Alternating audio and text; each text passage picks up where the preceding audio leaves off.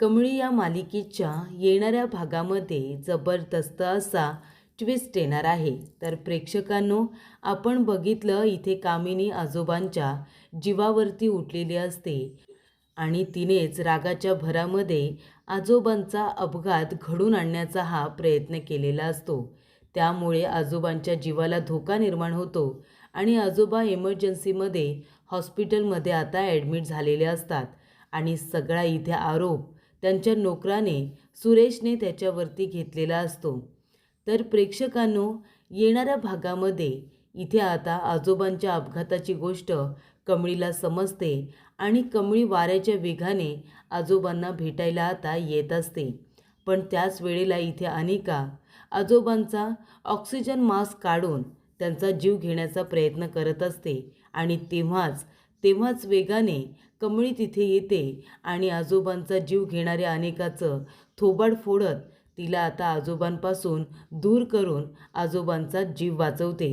तर इथे रागिनी आणि अनिका या दोघीजणी मिळून आता कामिनीचं अर्धवट राहिलेलं काम पूर्ण करत असतात. आजोबांचा जीव घेण्याचा प्रयत्न करत असतात. पण त्याच वेळेला तिथे कमळी येते आणि आजोबांचा ऑक्सिजन मास्क काढून आजोबांचा जीव घेणाऱ्या इथे आता अनिकाचं चांगलंच थोबाड लाल करते.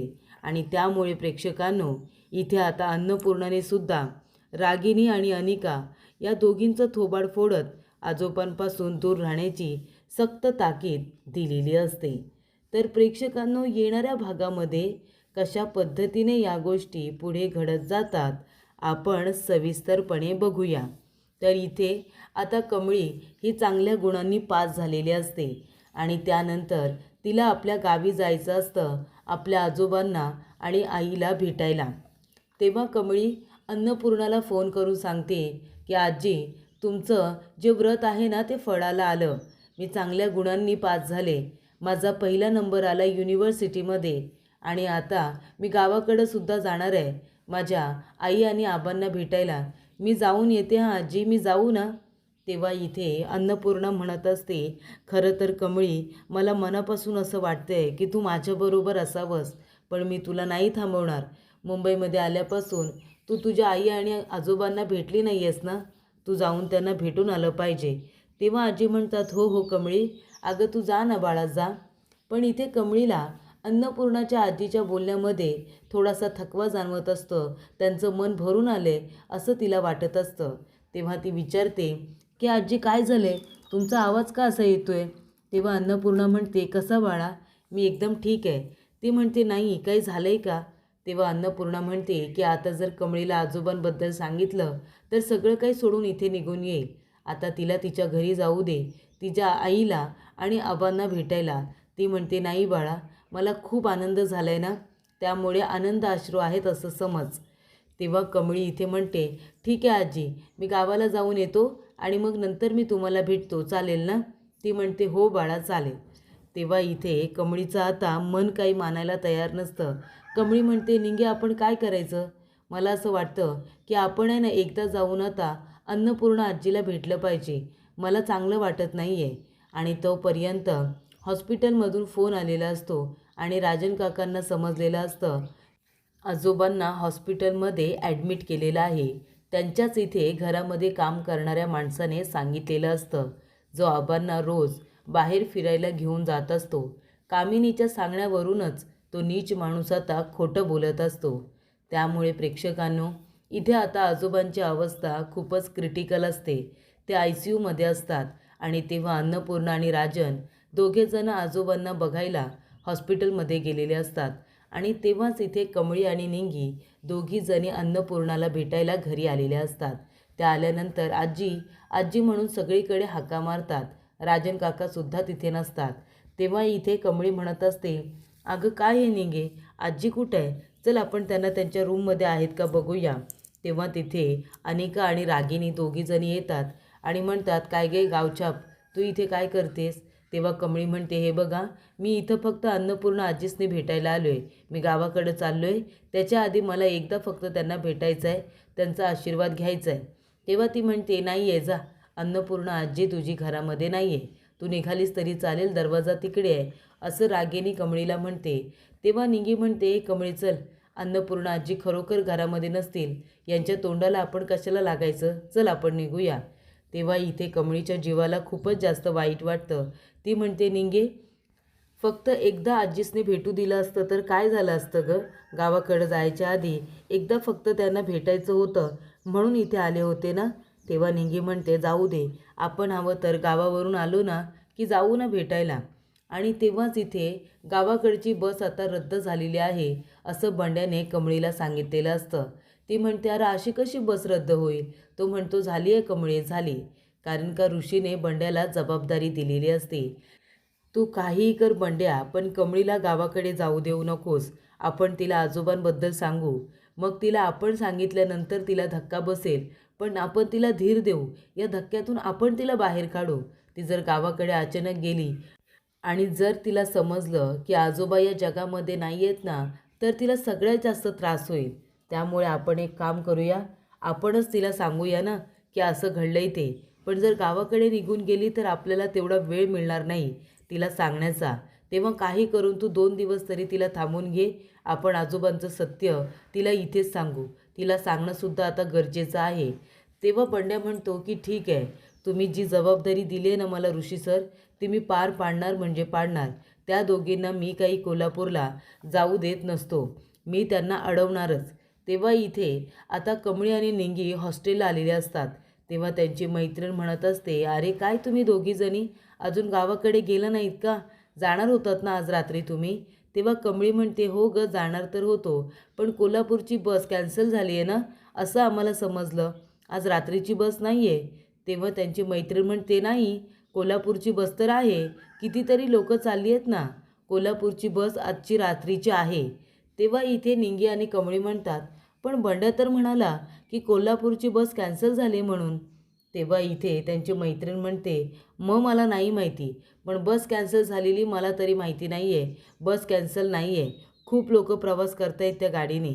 तेव्हा प्रेक्षकांनो, कमळी म्हणते, निघे चल, मग काय बी झालं ना तरी आता आपण निघायचंच. हा बंडे आपल्याला काही जाऊ द्यायचा नाही. त्याला सुट्टी नाही ना, म्हणून त्याला वाईट पण वाटत असेल. चल आपण काम करू, आपण दोघीजणी आता कोल्हापूरला जायचं म्हणजे जायचंच. जी गाडी भेटेल ना त्या गाडीने आपण निघायचं आणि आता कोल्हापूरला जायचं. तेव्हा इथे आता राजन काका अपघात घडला म्हणून पोलिसांना बोलवतात.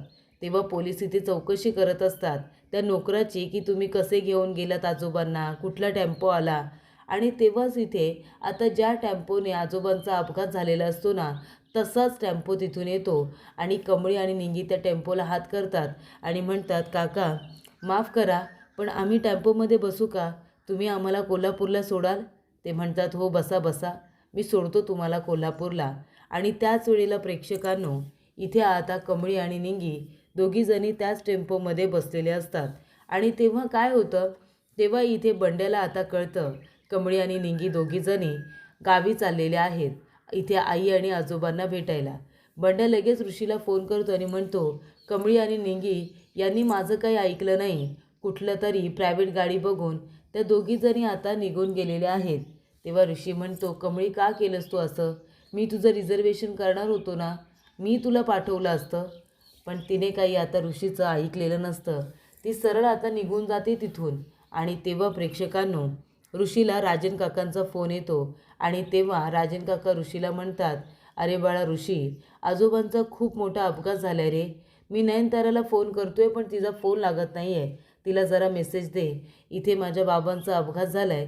त्यांना सिटी हॉस्पिटलमध्ये ICUमध्ये ॲडमिट केलेलं आहे. त्यांची ट्रीटमेंट सुरू आहे. कंडिशन खूपच जास्त क्रिटिकल आहे. त्यांचा अपघात कसा घडला काहीसुद्धा कळलं नाही.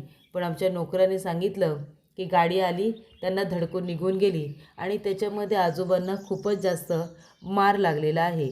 आणि तेव्हा काय होतं प्रेक्षकांनो, हे सगळं कामिनीने केलेलं असतं ना, पण त्या नोकराने सगळा आरोप असा म्हणजे बाजूला करून टाकलेला असतो. कामिनीचं नाव, तिचा डाव या सगळ्यामध्ये आहे हे कुणालाही कळत नाही. पण इथे आता अन्नपूर्णा टेन्शनमध्ये असते. आजोबांची तब्येत खूपच जास्त क्रिटिकल असते म्हणून. आणि ही गोष्ट समजलेली असते ती म्हणजे आता रागिनी आणि अनिका या दोघींना ही बातमी कळल्यानंतर त्या दोघीजणी आता हॉस्पिटलमध्ये आलेल्या असतात. मुद्दामूनच इथे आता आजोबांना भेटायला. कारण इथे अनेकाला आता आपल्या आजीच्या नजरेमध्ये चांगलं बनायचं आहे ना, तेव्हा ती आजोबांना बघायला आलेली असते. आणि तेव्हाच इथे कामिनीने सांगितलेलं असतं की मी माझं काम केलं आहे त्या म्हाताऱ्याला मारण्याचं, पण त्याचं नशीब जर आधीसारखं बलवत्तर असेल ना, तर तो मरायला खूपच जास्त चिवट आहे, तो काय मरणार नाही. तेव्हा तुम्ही एक काम करा, जर तो जिवंत राहिला आणि त्याचे जगण्याचे चान्सेस असतील ना, तर हॉस्पिटलमध्येच त्याला मारून टाका. काहीही झालं तरी तो म्हातारा आता जगता कामा नये. तो जर जगला तर आपल्या तिघींसाठी खूपच जास्त कठीण परिस्थिती निर्माण होऊ शकते. कारण त्याला काही माहिती नसताना, त्याला बोलता येत नसताना आपण बऱ्याचशा गोष्टी त्याच्यासमोर बोललेलो आहोत. आणि जर त्याला आता बोलता आलं किंवा तो बरा झाला, तर आपण आत्तापर्यंत जे काही कारनामे केलेत ना, ते सगळेच्या सगळे जगासमोर येतील. आणि ते आता मला नको आहे. तेव्हा तुम्ही काहीतरी करा आणि उरलेलं काम तुम्ही पूर्ण करा. त्यासाठी रागिनी आणि कामिनी दोघीजणी हॉस्पिटलला आलेले असतात. तेव्हा इथे आजोबा ICUमध्ये असतात. त्यांची कंडिशन फारच इथे क्रिटिकल असते. आणि तेव्हा प्रेक्षकांनो, त्यांना ऑक्सिजनसुद्धा सातत्याने सुरू असतं. ऑक्सिजन जर बाजूला केलं तर त्यांना इथे वाचवणं कठीण होत असतं. ही गोष्ट ऋषीला कळताच ऋषी सगळ्यात आधी तर कमळीला फोन करून सांगतो. कमळीला म्हणत असतो, कमळी अगं खूप मोठा प्रॉब्लेम झाला आहे. आपले आजोबा आहेत ना, राजन काकांचे वडील, आजोबांचा अपघात झाला आहे ना, तर ते हॉस्पिटलमध्ये ॲडमिट आहेत ICUमध्ये. सिटी हॉस्पिटलमध्ये आहेत ते. मी चाललो आहे तिथेच, तू येतेस का बघायला, मी तुला पिक करू. ती म्हणते, ऋषी सर अहो माफ करा, पण आता मी हॉस्टेलला नाही आहे हो, मी कोल्हापूरला जायला निघाले.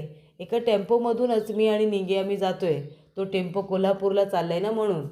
तेव्हा आम्ही दोघीजणी रस्त्यामध्ये आहोत, तुम्ही इथे येऊ नका, मीच आता माझ्या आजोबांना भेटायला येते, असं कमळी म्हणत त्या टेम्पोमधून आता उतरलेली असते. टेम्पोमधून उतरून लगेचच ते धावत पळत सिटी हॉस्पिटलला यायला निघते. तिथूनच एक गाडी पकडते आणि ती आता त्या गाडीमधून सिटी हॉस्पिटलला येते. आणि तेव्हा प्रेक्षकांनो, कमळी येण्याच्या आधी तिथे आता अनिका आलेली असते, रागिनी आलेली असते. आणि दोघीजणी आजोबांना बघायला त्या ठिकाणी आलेले असतात.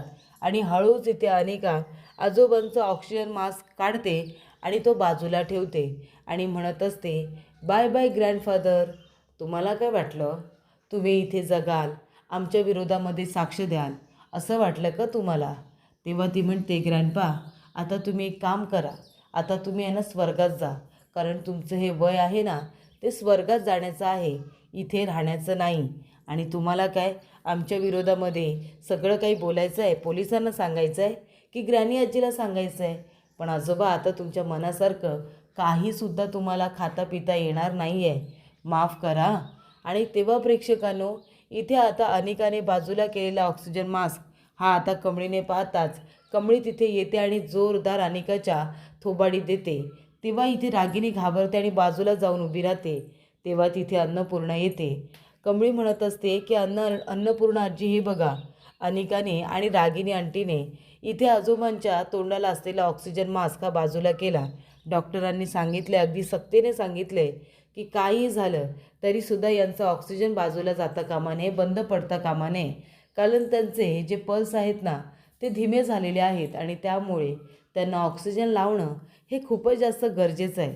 तेव्हा कुणीही त्यांचा ऑक्सिजन बाजूला करू नका. आणि ती चुकी अनेकाने केल्यामुळे इथे आता कमळीने जोरदार तिचं थोबाड फोडून तिची अक्कल ठिकाणावरती आणलेली असते. स्वतःचे आजोबा आजारी झालेत, जगतील की मरतील आता अशी त्यांची अवस्था झाली. आणि तू काय केलंस ग? तू त्यांना इथे मारण्याचा प्रयत्न केलास.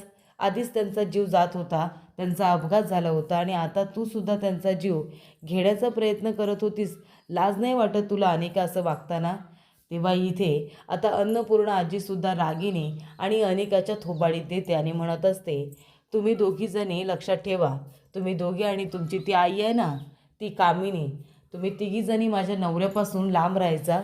पुन्हा जर तुम्ही त्यांच्या जवळ जाण्याचा प्रयत्न केलात, त्यांना मारण्याचा प्रयत्न केलात ना, तर माझ्यासारखी वाईट फक्त मीच असेल. ही गोष्ट तुम्हीसुद्धा आता लक्षात ठेवा. काही गरज नाही आहे तुम्हाला इथे येण्याची, कळलं का अनिका? पोलिसांच्या स्वाधीन करते तुम्हाला. कशावरून? तुम्ही तिघींनी मिळून माझ्या नवऱ्याचा अपघात करून आणला नसेल, कशावरून? बरोबर तिथे गाडी उतरंडीला गेली आणि गाडी सरकली आणि माझ्या नवऱ्याचा अपघात झाला. कशावरून? या सगळ्यामध्ये तुमचा हात नाही आहे, असा सरळ सरळ आरोप इथे आता अन्नपूर्णाने, कामिनी, रागिनी आणि अनिका या तिघींवरती केलेला असतो.